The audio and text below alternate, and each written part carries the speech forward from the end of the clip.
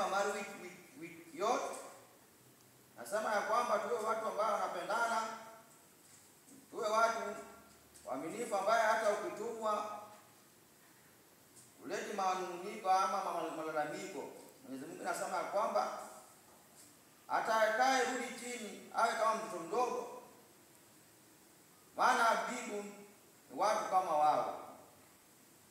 Sasa inatakana ya kwamba kama unataka tuingie kwenye mbingu, tafadhali tuwe watu wa waamini, nyonge, nyofu, isiwe watu wa kutoleana.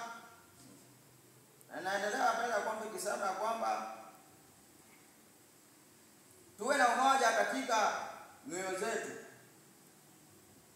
tuwe watu wa umoja kama Baba yetu aliye mbinguni ni mmoja, tena yeye hadi milele. Kitabu natufundisha hasa leo tuwe watu ambaye wanamtumikia Mwenyezi Mungu, tumfuate sheria zake, amri zake. Amri ya kwanza ya Mwenyezi Mungu, tumwombe Mwenyezi Mungu, anasema tumwombe Mwenyezi Mungu tumpende sana. Je, wewe unapenda Mungu wako? Nami hapa nimependa Mungu wangu. Na ningependa kwamba tuwe kwa umoja ambayo Biblia imetufundisha, kitabu cha Epistola, tuwe na umoja kama manabii wa kale walivyokuwa wamoja. Maana Mwenyezi Mungu anasema ya kwamba umoja ndio kitu cha maana, umoja ndio kitu cha muhimu, ndio jambo la muhimu sana. Haisaidii hata kidogo watu kutoelewana, maana kutoelewana ni njia zake Shetani, kupanga mambo yake na kuweka mkakati ambayo sio sawa tena mema. Mwenyezi Mungu ataka sisi sote tuwe wana wa Mungu, tusiwe wana wa kupotevu, tumuombe kwa imani, furaha, upendo. Maana tuwe kwa ushujaa, tuwe kwa pamoja, usijitengane, tuwe na umoja. Maana Biblia inasema hivyo hivyo. Na katika Epistola inasema ya kwamba yule Farisi akamuuliza Bwana ya kwamba, je, nifanye nini Baba ili niingie katika mbingu? Akaambiwa ya kwanza, tunajua amri zake Mwenyezi Mungu. Akaambiwa azifuate, shika maagizo. Kisha baadaye kaondoka Mwenyezi Mungu akamwambia afanye hayo, ndio atafuata utawala wa mbingu. Akaenda kwanza kumuuliza kwamba Bwana akamwambia kwamba mpende Mungu wako kwa roho yako wote, kwa moyo wako wote, kwa akili zako zote. Hili ndo mkutano ambaye itakuwa kwenye mbingu, ambaye inashinda kila aina ya mkutano, tena kila aina za amri zote. Maana amri ambaye kubwa ni kupenda jirani yako jinsi ulivyojipenda mwenyewe. Akamwambia kwamba mpende jirani yako. Akamuuliza kwamba jirani yangu ni nani? Akamsimulia na hadithi ambaye yule Msamaria alivyopigwa. Akamweleza kwamba sasa huyu ndio mwenzake ambaye alipigwa. Akaelewa kwamba jambo ni hilo hilo. Maana Mwenyezi Mungu utamka kutaka watu kufuata mwenendo wake, kufuata sheria zake, na ndio habari ndio hiyo sasa. Endelea kwamba inaendelea mbele kusema kwamba kwa hizo mbili ndio ushike, maana hata wanabii wa kale walishika hayo, maana hiyo ndio neno la mbingu. Akampigia mfano ya kwamba hata mwana wa David alikuwa anamuita baba mfalme, na maana baba alikuwa mfalme. Na sasa Mungu akawauliza Wafarisi, je, ingekuwaje Daudi akamuita Mungu baba? Itakuwaje tena Mungu ni mwana wa David? Sasa Mwenyezi Mungu anamwigiza sana, alikuja kati yetu ili tupate wokovu, atukomboe, twende kwenye mbingu. Na kama tunataka turudi kwenye mbingu, tufuate amri zake Mwenyezi Mungu. Amri ya kwanza hadi ya 10 na amri zake na za kanisa hekalu fuate pia, ili Mwenyezi Mungu abariki sisi, abariki kanisa lake takatifu ambaye alikujia leo katika church ili pate amani na tuwe na upendo wa umoja. Na historia imesema ya kwamba imeongea kwamba tuwe watu wa upendo, watu wa uvumilivu. Kama una maneno na mtu, mwite nyuma, njoo nina neno na wewe. Kwa mwite nyuma, mkaongea, mkajadiliana, mkasikilizana, akakuelewa. Sheria baba inasema ya kwamba hata Yesu aliponena inasema ya kwamba ukimwita mtu mara ya kwanza kama anakosa, unamwita njoo aje. Akija naambia haya na haya sitaki, uliyatenda haya sitaki, sio mazuri, atakuelewa.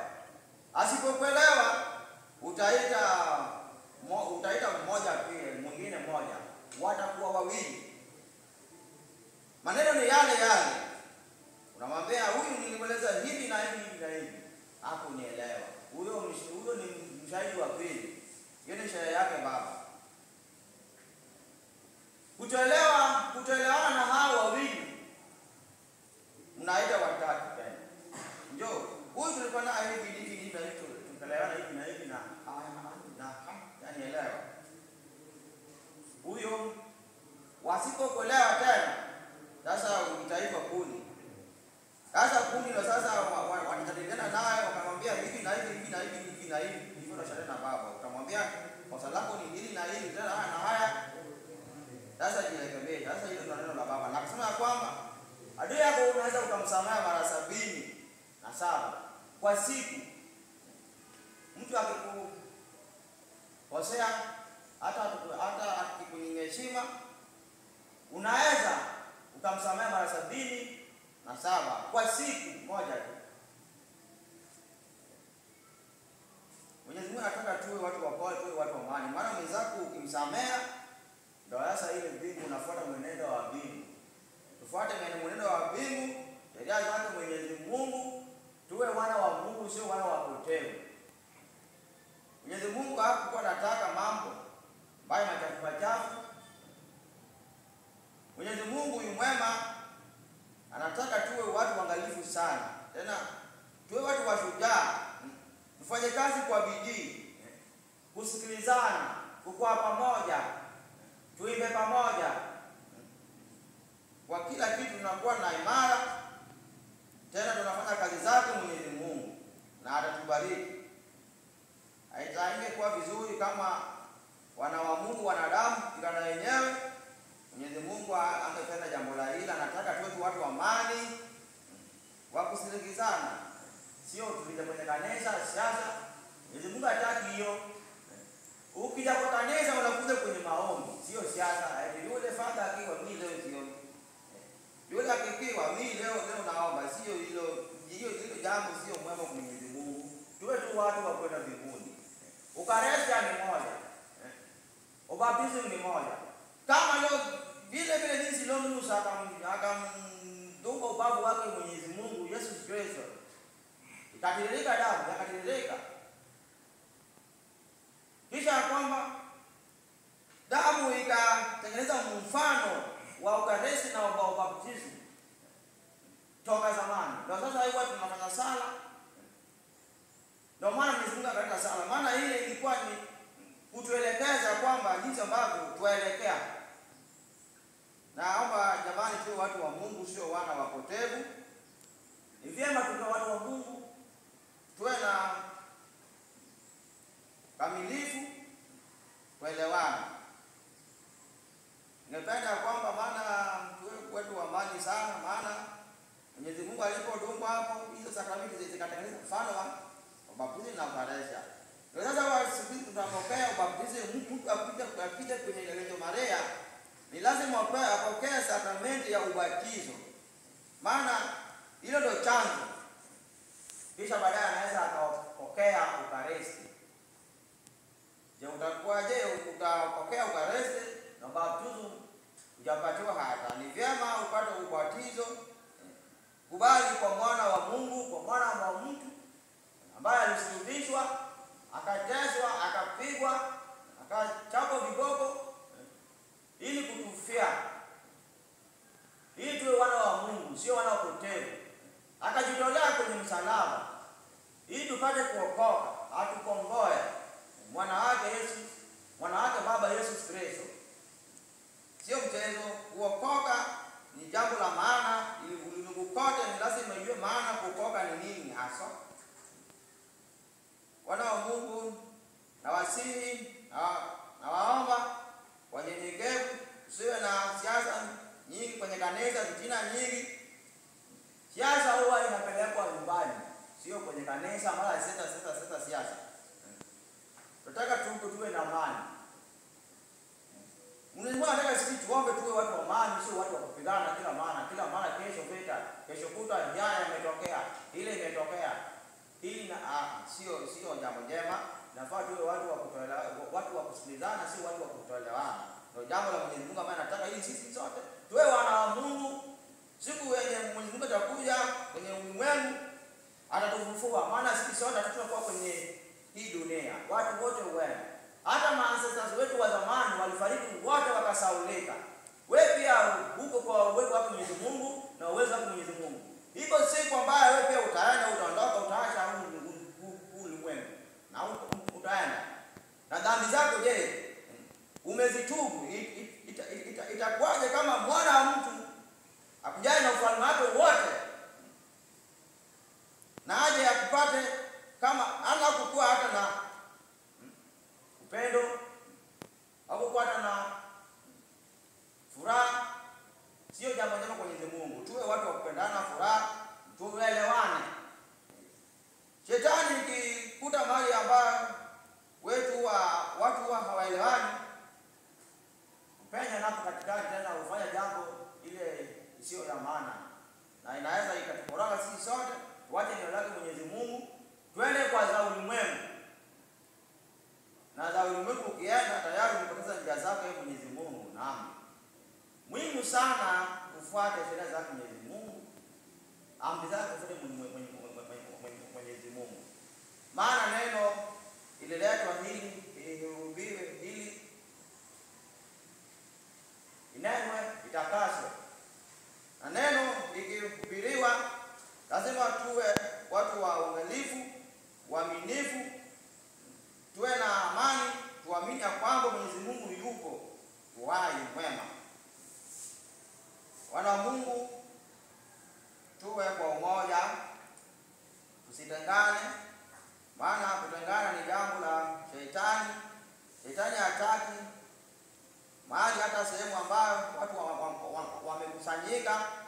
Maana watu wakikusanyika anakuja hapa analeta jambo mbaya kabisa. Tena analeta maneno zisizo maana. Watu kupigana, kutoelewana ni jambo la shetani. Ilisema ya kwamba inaitwa Masindo.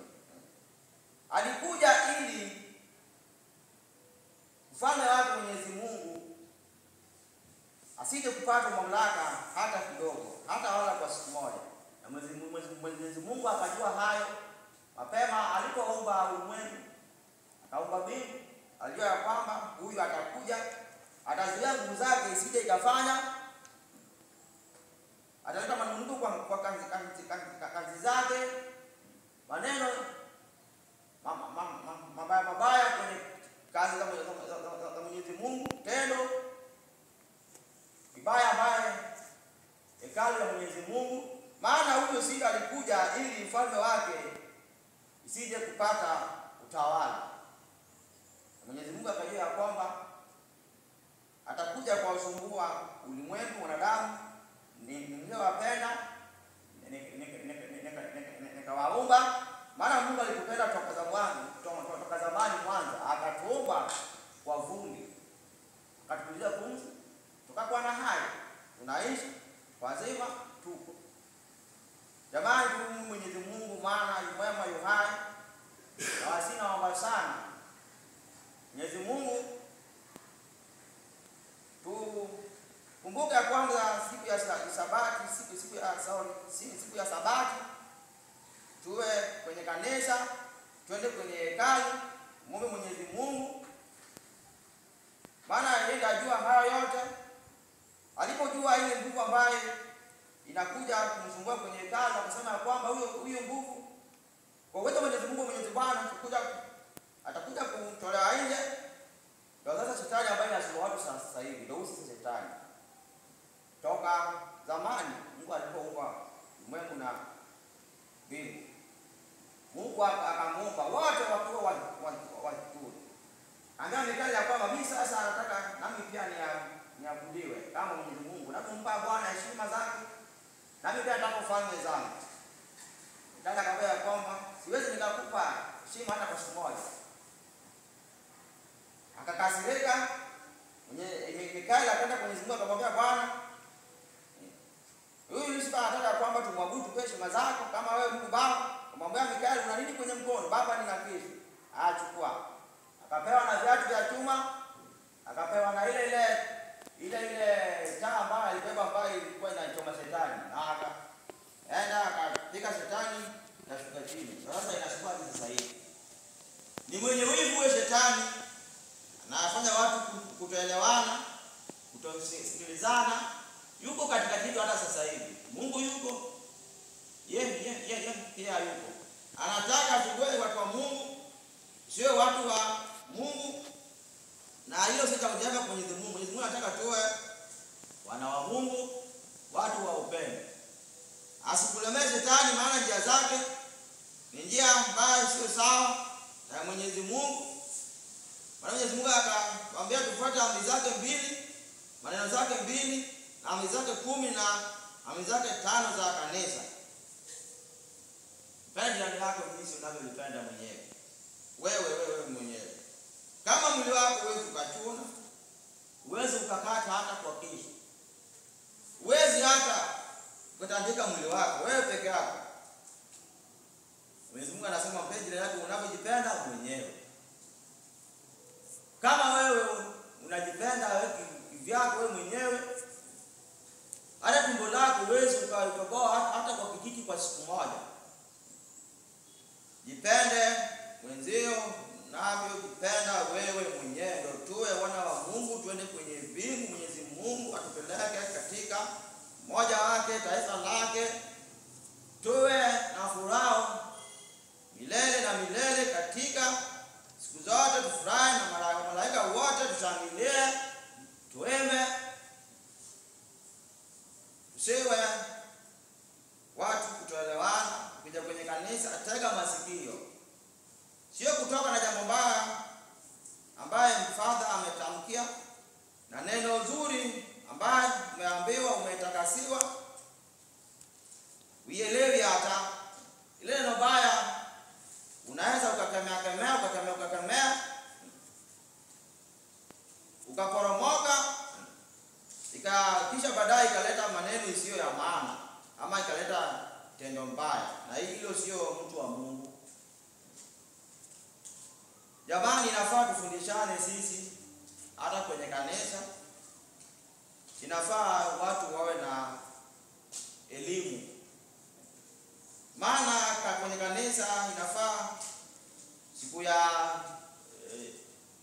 ya on Friday, Alhamisi huwa watu pia wanakuja, na Jumamosi na Jumapili ni siku ya hekalu, ni siku ya Sabato. On Friday watu walikuwa wanakuja wanapatiwa misa nyekundu kwenye kanisa, unapokea, unafanyiwa on Friday. On Saturday ilikuwa ni siku ya Mama Maria. Ni siku ya sisi sote wana Mwenyezi Mungu tunaingia kwenye chumbani mwake Mama Maria, tuamwomba sana kwa imani yetu yote katika mioyoni mwetu. Atubariki, maana aliumba ulimwengu na mbingu toka zamani, nchi. Mungu yu mwema, ametupa uhai bure, tumfanyie kazi, tumuombe. Saturday huwa ni siku ya Aksio. Wednesday ni siku ya Aksio ya Joseph Mtakatifu na Bikira Maria. na hatufanyi maombi ya aksio. Na imeandikwa ya kwamba kwenye sekula baba Simeon, mtu yeyote ama vyovyote kwa moyo wako, ukisali katika meza yake Mwenyezi Mungu, meza yake Bikira Maria, ukisali tena ukifanya aksio kwa meza yake Mama Maria, njia zako mbingu imefunguka upande wako. Utaona kama siku yenye ukifa utakutana na Serafin na Gabriel atakuja kwa lile jiwe ambaye watu wakifa ukusanyika hapo kwenye hilo jiwe. Kama ulikuwa unatenda jambo kibaya ama neno mbaya, ama ulikuwa unasema neno kibaya, ukifika hapo, ukifika kwenye hilo jiwe, unakuta askari ambaye anakuwa mmoja hivi, askari ambaye macho ni makubwa, ni mwekundu kabisa, mwekundu kama simba, amevaa kofia, amevaa kiraoni ile ya askari. Anakuuliza, je, kama wewe ni Mama Maria utafika kwenye hilo jiwe ukiwa na kanza, kama ulikuwa unafanya aksio, ukifa lazima upitie hilo jiwe. Ukifika kwenye hilo jiwe, utaulizwa kwamba wewe una kanza, unasema ndio. Ulikuwa unaomba ndio. Kama ulikuwa unaomba, maneno yako huku nyuma itaandikwa kwenye bendera. Unaona hizi bendera ambaye tumeziweka hapo. Jadali sana. Ufalme wa Mwenyezi Mungu ni sehemu pazuri, mahali pazuri patakatifu. Zinapepea bendera kila aina ya aina. Ukifika hapo bendera ya kwanza, utatubu dhambi zako zote, utazua kwamba sio atakuulizwa dhambi zako zitakuja kuadhibika. Yaani zitaandikwa hapo kwenye bendera.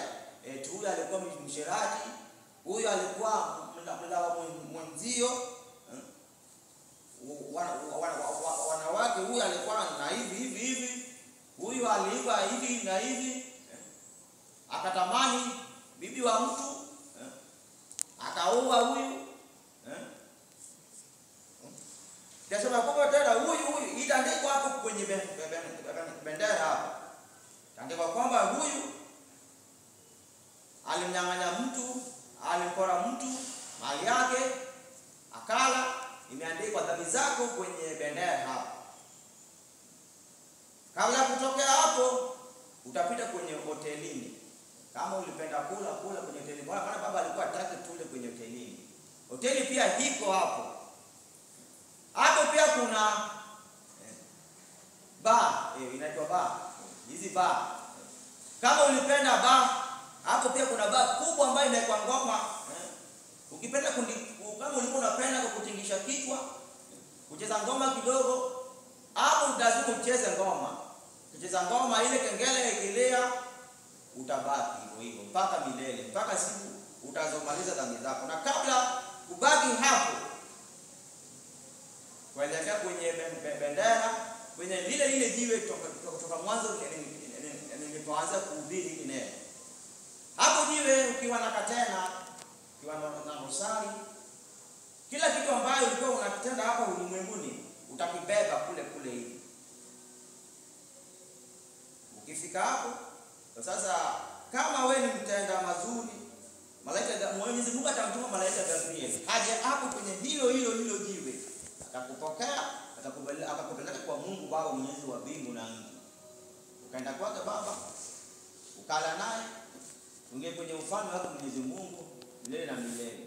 Na kama wewe ulikuwa mtenda dhambi sana, hilo jiwe ndio utachapwa mpaka hilo kando. Hiyo kando ambayo umevaa hata kama ni nyeupe, uvue hiyo kando. Unachapwa kidogo na huyu polisi ambaye anakuwa moja hivi na kiraoni ya polisi. Ni askari mkali kuliko hawa ambao wako hapa ulimwenguni. Wale ni wakali. Maana ni wa Lucifer wale. Muone Mwenyezi Mungu ni mwema sana. Akamuumba shetani. akapenda akataka kumpokonya mali zake. Mwenyezi Mungu akamfukuza. Akaja kwake tena Mungu Baba ya kwamba Mwenyezi Mungu, naomba Baba, nipe urithi na umanda wako. Tafadhali nipe hata kama ni nusu ya ulimwengu hivi, nikae na watu wangu. Akamwambia kwamba utakachoomba utapewa. Akapewa hivyo. Akaanza kutawala na ufalme wake wote. Mpaka sasa hivi anatawala kwa neema yake Mwenyezi Mungu, kwa kibali yake Mwenyezi Mungu, maana yeye ndiye alipenda. Maana sio Mungu wa fitina, sio Mungu wa chuki, ni Mungu wa ukweli, Baba Mwenyezi wa mbinguni. Jamani, tu wana wa Mungu, tusiwe wala wapotevu, tufuate sheria zake Baba Mesia. Nafanya jambo njema, siku mbaya hata muda ambao utakufa, utaenda kwa Mungu Baba. Fika kwa ile jiwe, malaika Gabriel atakutokea. Peleke kwenye mbingu, uli na Mwenyezi Mungu. Tuwe wana wa Mungu, tukae na upendo. Kama iko jambo, kaeni chini. Kama ni jambo la ile isiyo ya maana, hiyo sio vyema kwa Mwenyezi Mungu. Mungu anataka tuwe wa amani na fitina, tuache fitina, tuache ang'anga, tuache midomo, tuache kukusengenya. Wewe ndio unamjua Father jinsi ambavyo hata ajijui. Hata Mwenyezi Mungu amjui hivyo hivyo. Mbona wamwangalia kibali yake mwenzio? Na wewe yako je? Itazame wewe mwenyewe. Rangmari ile. Tazama banzi chako, sio ya mwenzio. Hata kama ni msherati, sio jukumu lako. Na kama wewe ni mwalimu, utamuita jinsi ambavyo baba alifundisha, njoo tuongee hivi na hivi. Asipokuelewa, muite wa pili. Nilimwambia huyu hivi na hakunielewa. Hao ni washuhuda, ni kama washuhuda.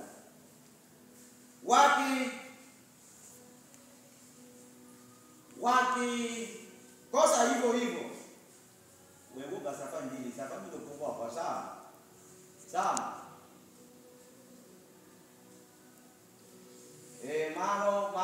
Mano joka baba.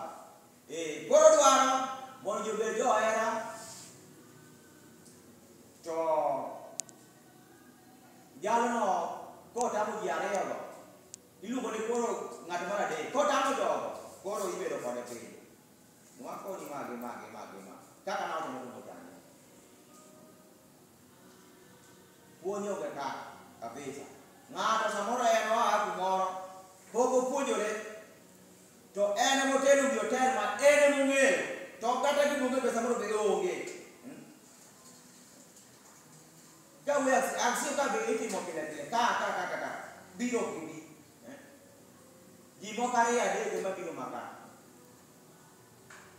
To baba tele presum e yor polo, oge yor polo to kodi presum. Presum e yor polo, mama e yor polo.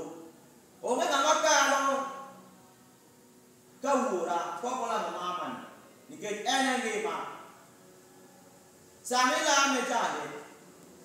Gito oteri ngima. Esa yo ne kini kata jam puon. Nyambi puon. Mara Nyasaye no yie. Nikech puonjno emomiyo oketi ija puonj.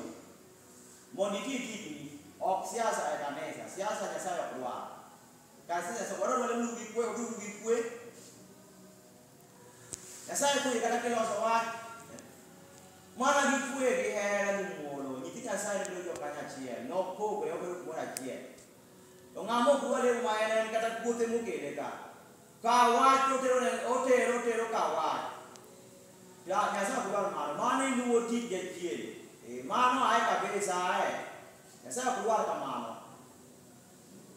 Sero otu jok mangiera.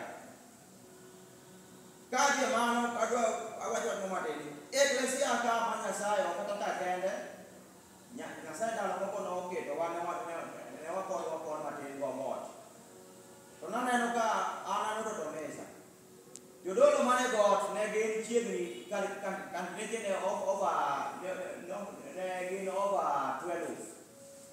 Apa kali mana ne untuk ipo ni ke mau apa mana nak kata God. Yo bishop bro nak kuam. Papa ne mana kana. Yo kali de koro kuam kana. Dana do mesa yo gene dia mesa te. Gite God saya enana aciel kama. Dan ni saya mana aciel kama. Jo gite nyanga papa ni dia mesa te God ni. Bishop ke te semua mesa God ni. Jo kali kita ada semua mesa God ini. Di kode kita malu dapat God. Di mesa God ini. Wajah saya opete ni ko pete songa. Ila ame kita. Obiro mo me wala ame ke dua minggu kedua kini kunci ada. Toki ye yumo dua kini kedua kini ada. Kiki mo ka wato. Hotel lagi ma polo ni okiware. Polo ni bendo koda kue. Hera.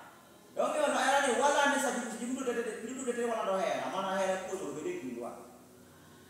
Saya dua hera dua mo. Udah beda kan na. Tuwe bio ni wajah ngate mokeni. Lemo opileka. Kibi chien dominika. Inja lede dominika. Cik baba ke inja lede Maria. Ya lede Maria enga mane bio aksio mlede Maria. Mtu ambaye alikuwa anakuja aksi ambaye ana astahili ahudhurie kwenye aksi afanye maibada ya sala ya mama mtakatifu. Sio wewe ni leo. Ya leo ni yule ambaye haji hata kwenye aksio. Siku ya Jumapili ni yeye ni ya leo Dominika. Mlege Dominika. Siku ya Jumapili yeye fitina mara nini kutelaana na kwamba sitakubali hiyo. Kanisa sio yako. Kanisa sio ya mama yangu mimi. Sio ya mama yako. Bali ni ya Mwenyezi Mungu, ya mama Bikira Maria na baba Simeon Melkio. Tukija kuomba tuombe na kwa amani, tuwe watu wa kupendana, watu wa utulivu, sio watu wa kutoelewana. Unapiga maporomoko midogo nyingi hata kwenye kanisa uji, kwenye historia ya mama uji. Na wewe unajua vila sina fadha Mwenyezi Mungu, kama ni kuuza Mwenyezi Mungu. Tuombe na amani. Tuwe watu wa upendo. Ukija kwenye kanisa, njoo na amani. Mwenyezi Mungu anataka watu wa amani. Tuwe watu wa utulivu. Ili tukiwa tupeleke kwenye mbingu. Na wasihi na waomba ndugu zangu. Ulinde nyuma. Sio nyama yangu, sio kibali yangu ambaye mimi ningeweza kusimama hapa mbele yenu. Maana dhambi zangu ni nyingi sana. Kwa hiyo Mwenyezi Mungu akatufanya kwamba sisi tukakuwa mbele yake, mtolea sala, jinsi ambavyo Abeli akamtolea sala, akafurahi akapokea, jinsi ambavyo nao akatolea sala wakati wa Nuhu, ambaye katika kuu kaja ikaua kila kitu, ulimwengu kote ikajaa na maji.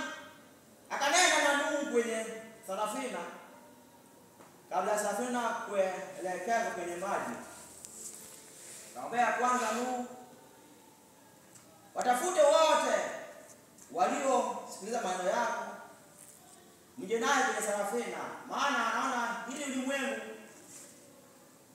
dhambi zenu zimejaa katika ulimwengu. Noa akamwelewa Mungu Baba, akaambia watu waliokubali, walikuja na Noa na familia yake yote wakakaa kwenye safina. Siku ya 40, baada yake siku ya 40, siku ya 7 mvua ikanyesha. Kwa siku ya 40 ulimwengu ukajaa na maji kote. Akasema kwamba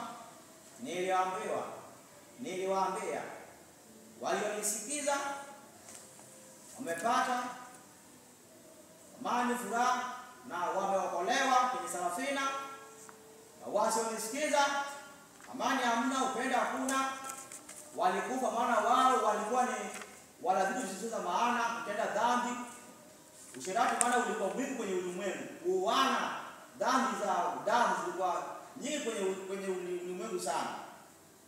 Akaribu kila kitu, kila kiumbe. Akaribu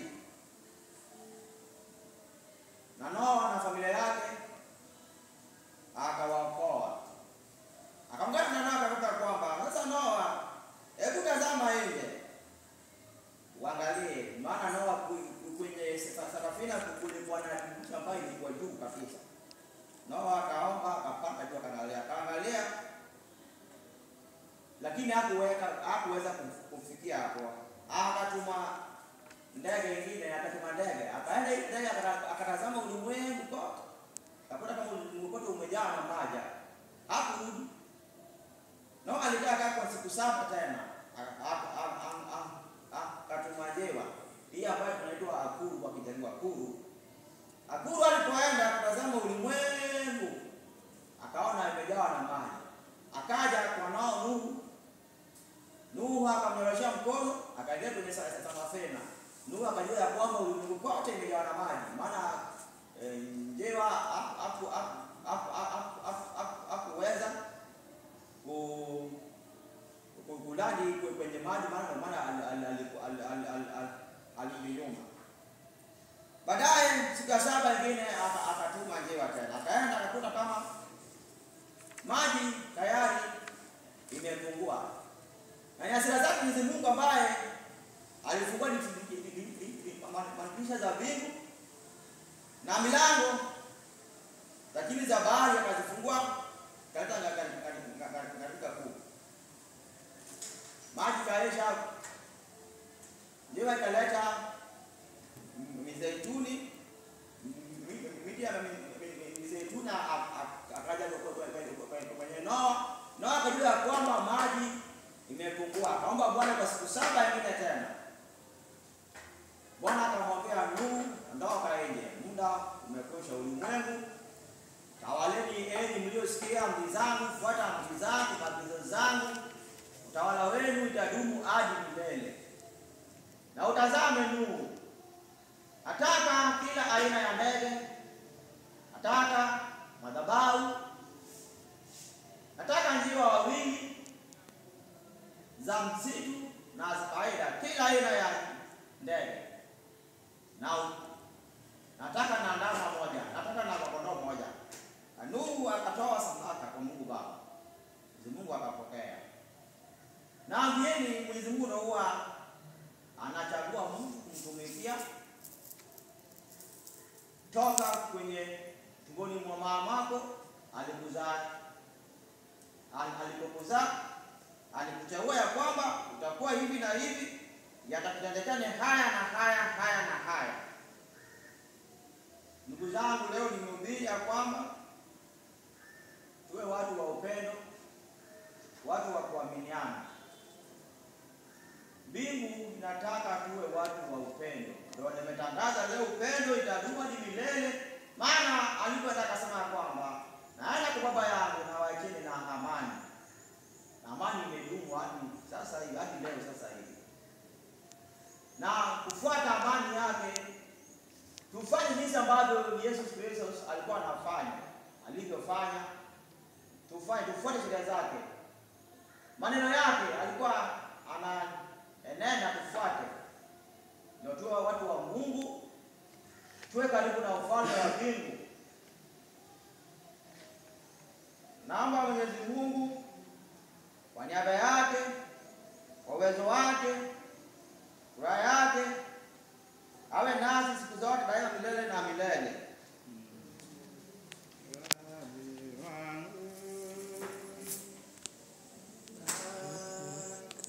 Do